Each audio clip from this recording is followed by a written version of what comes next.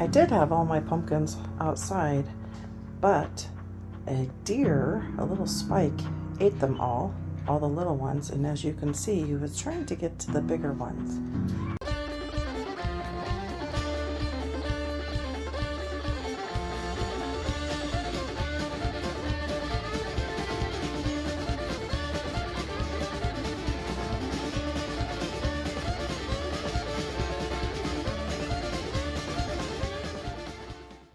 Now that we've got our pumpkins inside, I'm actually washing them with a very light dusting of soap water prior to cooking.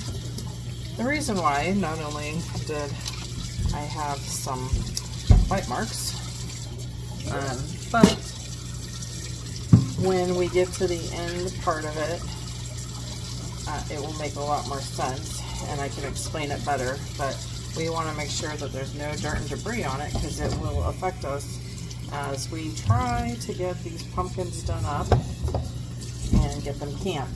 A lot of people say you can only use pumpkin pie pumpkins. That is false. False advertisement, folks.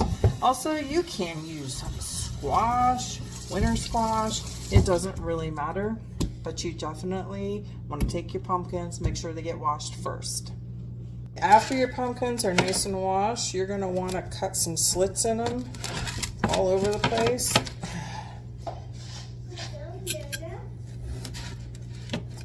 Just like anything else, you know, you got to give it room so that it can properly cook.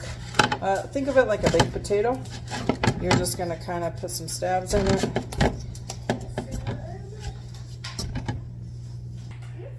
Make sure that it gets covered. I love my little speckles on it. It's so fitting for the season. And then you are going to turn your oven on to 375. Get it heated up. Once your pumpkins are washed, stabbed, ovens heated, they're going to go in till they're done. I'm going to say approximately 45 to 90 minutes. It just really, it's hard to say entirely. It depends on the size of your pumpkin. And so these are actually Cinderella pumpkins, but what I did is I intentionally cut the stalk early so that they could not get too big. But they're going to have a lot of good meat for us. And in they go. Bye. See you soon. When they come out of the oven, you're going to know they're done. They're going to kind of be like this. They'll have a little bit of liquid. This one has been done and cooling. It's not so hot to touch now. So it looked like that. Now it's like that. So that's going to be how you know your pumpkins are done. Don't worry about the browning. I could care less on that. And then the reason why we had washed it now is as they cool down, so like this one, we will start to peel it, and you don't want any dirt that was on the pumpkin getting into the meat of it, which is what you are going to be canning. All right, so now we're just cutting a circle across the top to take our stem right out. Put it to the side, and now because we have such a nice clean pumpkin, we're just peeling it right back. We do not have to worry about any of that dirt that may have been on there getting on to the meat of the pumpkin that we will be canning up.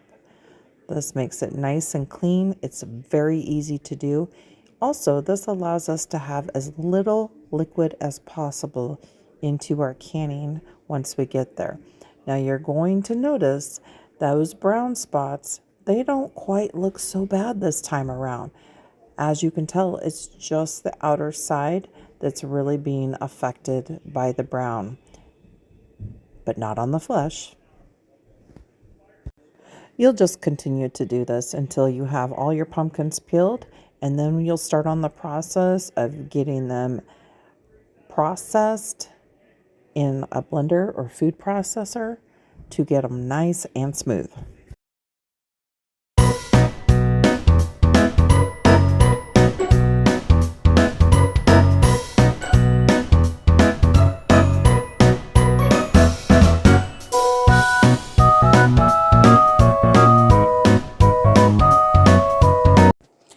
So now that we have everything pulled apart, I'm just going to drain this pumpkin in my colander so that I can get as much moisture out as possible.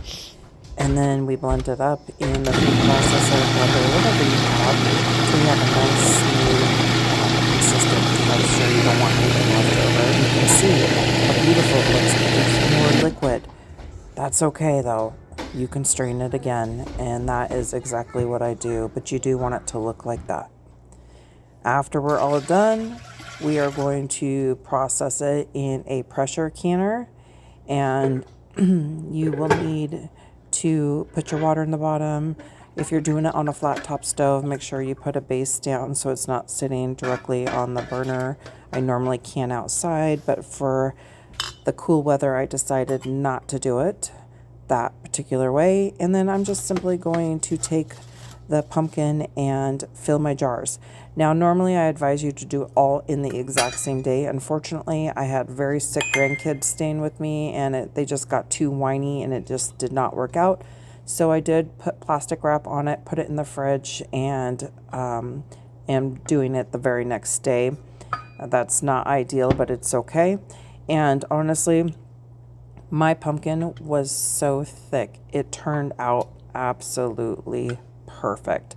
So all I'm doing is I'm scooping it into my jars, and then we're gonna make sure we have them all full.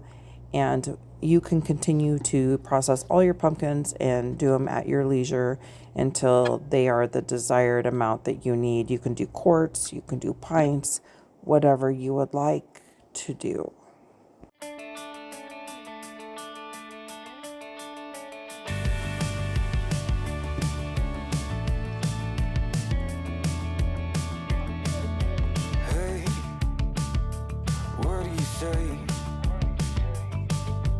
This whole town could be red by the end of the day.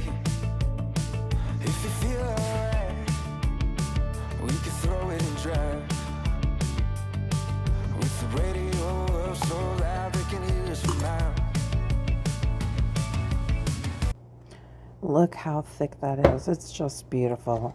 This turned out so well. If you've ever done it before where you cut your pumpkin into cubes or split it open and added the water and that whole process in the oven, it's just not worth it. This way is faster, it's way easier, and you don't have that really liquidy pumpkin at the end. This is more like a store-bought consistency, and this will ensure that you have perfect pumpkins every single time. I highly recommend. As you're filling your pumpkins, you're probably going to have to tap them down, shake them down. This is normal, so please don't feel like you can't do it. It's just packing it down in there because it does get very thick this way. Like I mentioned previously, it can be just like store-bought. It actually can work. I know a lot of people will say you can't can pumpkin, it's always runny. Not if you do it this method. Be sure to wipe around the rim of your jars. You don't want any pumpkin mixture making any kind of interference with your barrier to your lids. That rubber seal needs to be able to get heated and expand, and that's what's going to cause the suction onto your jars themselves, so you'll have a nice long shelf stable food.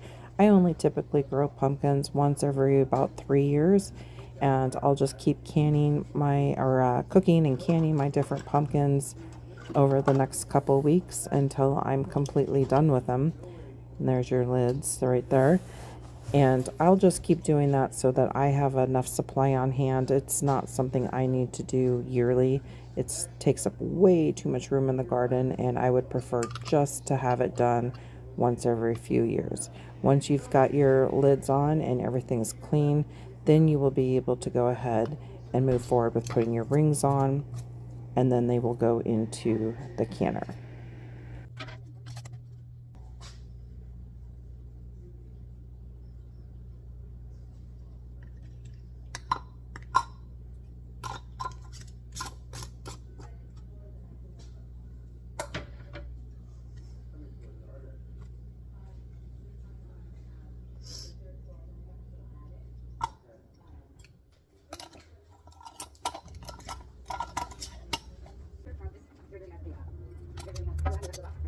Look at how beautiful that looks. It's okay if you have a little bit of air bubbles in there.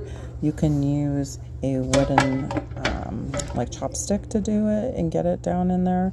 But I have typically not had too many problems, especially if I try to beat it out the best I can. I'm going to go ahead and get my burner going. Mine heats pretty fast, so I'm actually going to set mine at 5 and then back it down to 3, just so I can ensure I can cool it off quickly if I need to. Sometimes I do have to slide it off my burner. For my elevation, I'm going to be processing these at 12 pounds of pressure. I will have them processing for 90 minutes and then let them cool down on the stove. This is really easy, folks. I hope you give it a try. Thank you for watching.